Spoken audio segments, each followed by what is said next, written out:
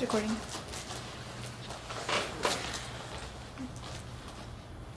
Okay, thank you for spending the time and doing this interview with us. Can you tell us a little bit about yourself and your role in the UBC farm, and how has your personal role involved in the Vancouver food system? Sure. So at the farm, I'm currently the director. I've been the director since 2011. But prior to that, I had started at the UBC farm back in 2006, and I was the marketing coordinator. So I ran our farmers markets and all of our other sales at the farm. So I helped start our CSA program, community supported agriculture program back in 2006, and managed all of our restaurant sales. And then over the years, my role shifted. Then I became the programs manager, and then the director. So I've seen the farm from a lot of different angles over the years, and its growth. I guess in terms of the Vancouver sustainable food system movement, I've really seen that grow over the years as well, having been here for 9 seasons now, and seeing the growth of the Vancouver Food Policy Council, and the urban farming movement has all really happened in that time. So in some ways, my involvement in the Vancouver food system sustainability endeavors has primarily been through my work here at the UBC farm. There's a lot of, I guess, spin-off projects, and a lot of the folks that you'll see involved in the Vancouver food scene working towards greater food system sustainability have some connection here to UBC or the UBC farm. So trying to stay involved in terms of networking and sharing of information, things like that. So I think that the UBC farm is a very vibrant aspect of the greater Vancouver Sounds really efforts. connected. For our next question is there any aspect of your work that you feel touches on issues of sustainability? You kind of touched upon that, and can you elaborate about these parts?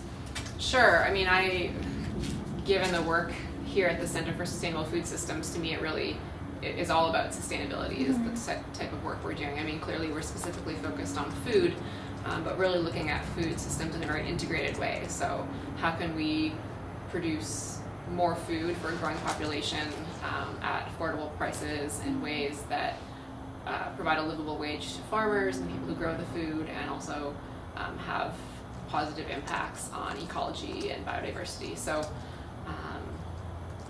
really all of those to me touch on sustainability, whether it's economic sustainability, so affordable food that also pays a living wage for the people growing it. On the economic side, social sustainability also ties in with that, sustainable livelihoods, and then environmental sustainability, so the impact of food systems on greenhouse gas emissions, on land and water degradation, and so what are our opportunities to reverse those trends that we see in agriculture. So to me, all of my work and what we do here at the center is really about sustainability, both for food systems, but also in a much broader sense. Right, in all aspects. So what do you see as the biggest challenge in sustainability of the current food system? I thought about that question ahead of time, and I really find it hard to say. Like they're so inextricably linked. Again, these problems of economic, social, environmental sustainability. It's one big can of worms that needs all addressing in tandem. I don't feel like we can address one aspect of it without touching on another. So I'm not trying to evade the question, but I think it's such a complicated issue that I do find it really hard to say what is the single biggest challenge in food system sustainability. Okay. So the next question is, what significant changes over the past few years have impacted the UBC farm most significantly? Yeah, well, I would say having the land base secured in 2011 was a big turning point in the farm's history. So prior to that, the land base here at the farm was uncertain. We weren't sure whether the farm's existence would be able to continue, and so seeing the outpouring of community support, of university support, staff, students, faculty, community members coming out and saying to the university, this is important. I think both showed the importance of sustainable food systems to people, and also really did lead to a turning point for us. And having that land security has really allowed us to now start planning for the long term and planning for new facilities on site and for long-term research projects. Because I think that is definitely one of the keys, is that these questions or these challenges in terms of food system sustainability can't necessarily be answered easily or quickly. Right. So being able to take the long-term view has, I think, been a big shift for us.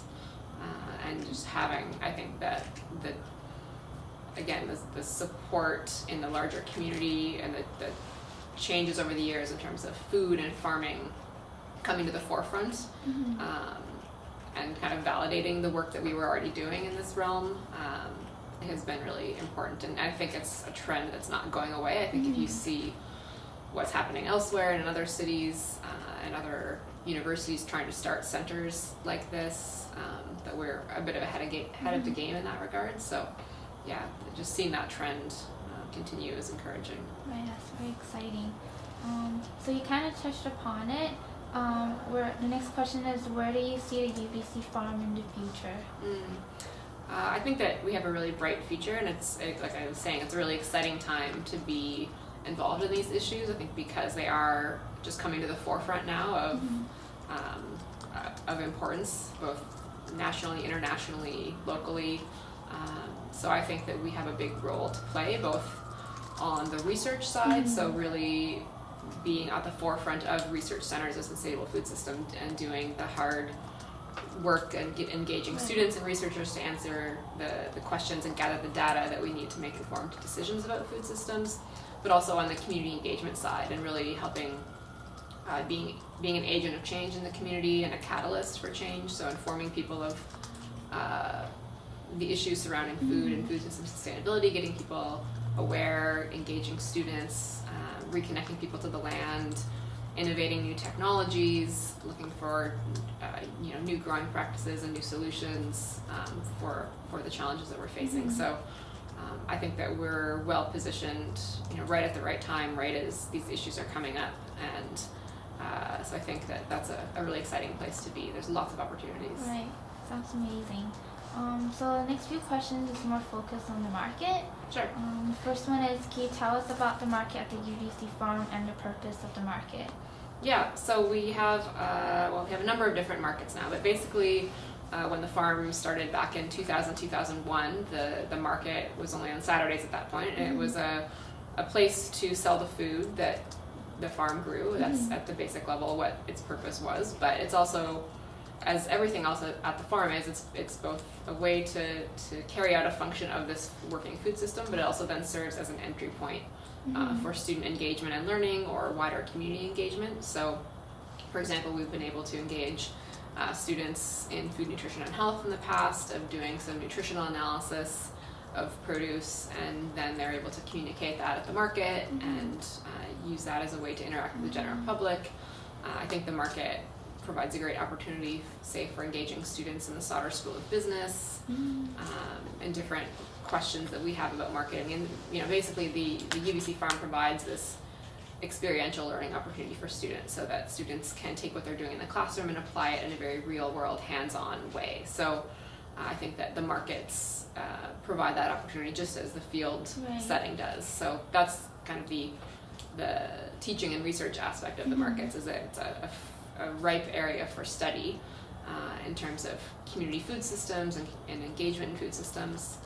But at a basic level, it is also still how we sell a lot of our produce. So we have a Saturday market, a Tuesday market on site, and then a Wednesday market up at the UBC bookstore. So a great opportunity for really building community around food and getting people out, enjoying the setting of the farm. I think what our market provides that's unique in Vancouver is it's the only market at a working farm, so people really can get connected to their food system. They can come out on site and they can take a tour and see the chickens and see where their food is grown. And so I think that provides a really unparalleled opportunity within the city of Vancouver to teach people about food production. So I would say the markets are really have a really important educational aspect to them as well. Yeah, it's really neat when you talked about how even the Sauder School of Business students can also be connected as well. Well, that's one of the unique aspects of the farm overall is that although we're housed in the Faculty of Land and Food Systems and clearly have a lot of engagement with students in our own faculty, that we do engage students all across UBC, and that again, that's one of the unique aspects of the farm and of using food as a tool of study, because you could really approach food from so many different disciplines. Yeah, that's really neat. The next question is about what happens to the leftover produce that is not sold at the market? Yeah, so first of all, we actually don't end up having that much leftover produce, so there's quite high demand for what we grow, which is really great. So there's low levels of waste of produce, and if there is leftover produce, some of it is sold elsewhere in the week. So for example, things that might be left over from the Saturday market might be sold on Tuesday, as well as things that are freshly harvested, because some things we only harvest once a week anyway. They don't necessarily need to be harvested the day of. Other things that are a little more sensitive, like greens or salad mix, might be harvested more frequently. So it kind of depends on what product we're talking about. But if you think about even something that may be harvested Friday or Saturday and sold on Tuesday, that's still much fresher than what you're finding in the grocery store. So so clearly we'll try to sell as much as we can, but if we don't sell it, sometimes it gets donated or picked up. We've had relationships with the food bank in the past, but also it might just go into the compost, which is also not a bad option, because what that does is then it keeps the nutrients on site. So we compost anything that is left over or goes bad, and then that compost is then applied back to our fields later in the season. So. That sounds really good. The next question is about since there's food security issues in the greater Vancouver area, does the market or the UBC farm have any programs that addresses this issue? I wouldn't say that we have a specific program distinctly addressing the issue of food security, but to me the question of food security ties into the overall questions of food system sustainability. A sustainable food system is one that has food security at its core, so I do think that a lot of the work that the students in land and food systems do, whether it's in projects engaged with the farm or not, is focusing on that question. More specifically, we have had conversations within the last year with the Vancouver Food Bank. They have a new director, and I think his approach is a really exciting one, and I think he really wants to kind of change the mentality of food banks, and that there could be some fruitful collaborations between the faculty of the farm and the food bank to specifically address that question of food security. And I definitely think that some of the other work in the faculty by some of the faculty members does really explicitly deal with the question of food security. Okay. That's good to know. Yeah. And also we were interested in the demographic of the people who buy from the farm or like attending the market events. I think it's quite diverse. I mean, we do, I think it depends on the market as well. I think our Wednesday market that's on main campus sees more staff and students shopping at it. I think our Saturday market here at the farm is a bit more of a diverse mix. I mean, we have, I don't have specific stats for you, but I think, I think there's just my anecdotal evidence from being at the markets and seeing who shops there. It's definitely a mix of broader community members who have absolutely no affiliation with UBC, to staff and students, probably more graduate students than undergraduate students, partly just because they're living usually in places where they have more cooking facilities. But a range of ages as well, from younger demographic to older. We've done surveys in the past, and I think it's definitely ranges both from people in the immediate communities, so now with our own Westbrook Village community nearby, and the UBC environs, but also out to kind of the Mount Pleasant area. So I think it is quite diverse. That sounds amazing. And the next question is, how is the profit distributed throughout the farm? Which parts of the farm needs more or less funding? Yeah, well, we have a diverse funding model. We do the sales of produce from the farm are still the single largest chunk of funds that keeps the farm running. So, so that sales of produce, really goes to support the staff wages and the operational costs. So, and then it's also funneled to then help support some of those administrative functions that don't necessarily generate revenue. So in terms of what needs the most funding, and I think really what we're looking at for the future is research funding and how can we get some long-term, again, we talked about the ability to have long-term planning now, so how can we get some multi-year research funding that will really allow us to address these pressing questions in greater detail. So like I know in like healthcare they have like a specific funders that do fund for long term. Do they have that for this type of research as well? Yeah, I think there are options both for research funds that can be applied for, as well as philanthropy. So we do work with private donors or foundations who sometimes fund one-off projects that they'll fund for a year or two. But I think, we're also looking for those partners who will want to partner with us long-term and provide ongoing funding. So. Okay, that sounds great. And the last question is, we're interested in how the price of each food item is determined and what variables are taken into account when deciding the price. Yeah, well, for farmers in general, you have kind of two different options for how you're pricing. One is based on your cost of production, or one is based on the market price. And so you can kind of use a combination of factors. And so I think we have tended to focus more on the market approach, so looking at what's comparable items selling for. So we do tend to keep tabs on what other farmers are selling things for, and I would say that if you were to look at our market and go to other markets and look at sustainable items, sustainably grown organic produce, that will be kind of on par with those prices. So I think we're looking more at the cost of production model as well. In our case, because we're doing so many different things other than just growing produce, the costs of production have been a little bit harder to distill, just because we're both paying our staff for growing produce, but they're also supervising volunteers or teaching students how to harvest something. So it makes it a little more complicated to track all the time inputs that go into things, but I think that's something we're working towards. Yeah, it's very neat. It's another student project opportunity right there. Looking at, again, everything that we're dealing with as an organization is really a chance for students to get some real world learning experience. Yeah, and is there anything else you'd like to add?